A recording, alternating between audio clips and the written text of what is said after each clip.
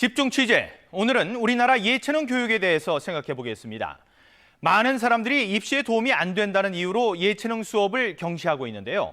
예술교육은 학생들의 감수성을 높이고 지적 활동을 자극해서 교육과 학습은 물론이고 학교 생활 적응에도 큰 도움이 되는 걸로 조사됐습니다. 먼저 김영은 기자입니다.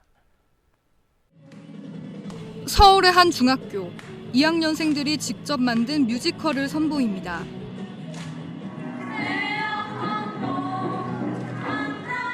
우리 민요곡조에 학교 현실을 풍자한 가사를 붙였습니다. 친구랑 되게 친해졌고 그래서 친구로 인하여 노는 양도 많아졌고 뭔가 더 기분이 더 업되고 성적도 되게 잘 나오고 그래요. 지난 1학기부터 음악 시간에 뮤지컬을 배우면서 숨어있던 열정도 드러나기 시작했습니다. 평소에 수업에 잘 참여하진 않았던 아이들도 이제 뮤지컬 수업이다 하니까 자기가 주인공이 되어서 하니까 아주 적극적인 모습을 보여주고 저도 깜짝 놀라곤 했습니다. 음악, 미술, 연극 등 예술 교육은 두뇌를 자극해 정서 발달뿐만 아니라 다른 과목 공부에도 도움을 줄 수 있습니다. 미국에서는 중고등학교 때 예술 교육을 많이 받았던 학생들이 대학을 졸업할 확률은 그렇지 않은 경우보다 3배나 높다는 연구도 있습니다. 수리 같은 거, 구조 같은 걸 이해하는 능력이 빨라지죠. 사회생활에 필요한 상대방을 이해할 수 있는 그런 능력들이 있죠. 그래서 그 두 기능이 이제 또 향상될 걸로 보고.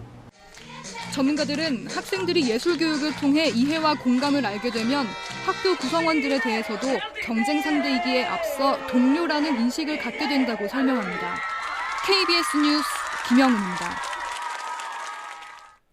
이렇게 예술 교육의 중요성이 부각되고 있지만 정작 예술 교육을 받는 학생들은 많지 않고 그나마도 점점 줄어들고 있습니다. 뭐가 문제인지 그 속사정을 이민우 기자가 취재했습니다. 전교생이 9명인 산골마을의 분교. 어린이들끼리 국악 연습에 한창이지만 호흡도 맞지 않고 소리도 제각각입니다.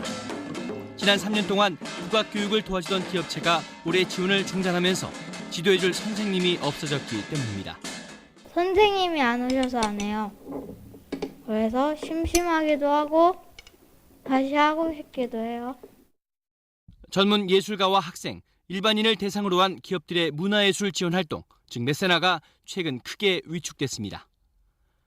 지난 2010년 346억 원이던 문화예술 교육에 대한 지원 액수는 지난해 196억 원으로 40% 이상 감소했습니다. 이로 인해 예술교육 자재와 강사료 등 지원 혜택을 받던 어린이들도 70% 가까이 줄었습니다. 금융위기로 인해서 기업들이 경비 절감 필요성이 굉장히 크게 부각되는 것 같습니다. 경비 지출이 예술교육 축소로 나타나고 있는 것 같습니다.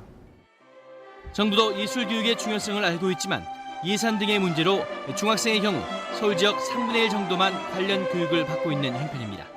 문화예술 교육의 중요성을 감안할 때 기업에 대한 세제 혜택도 중요하고 정부에서 예산을 확충해서 어려서부터 예술을 배우고 접할 수 있는 환경이 마련될 수 있도록 제도 개선이 필요하다는 의견이 높아지고 있습니다. KBS 뉴스 이민우입니다.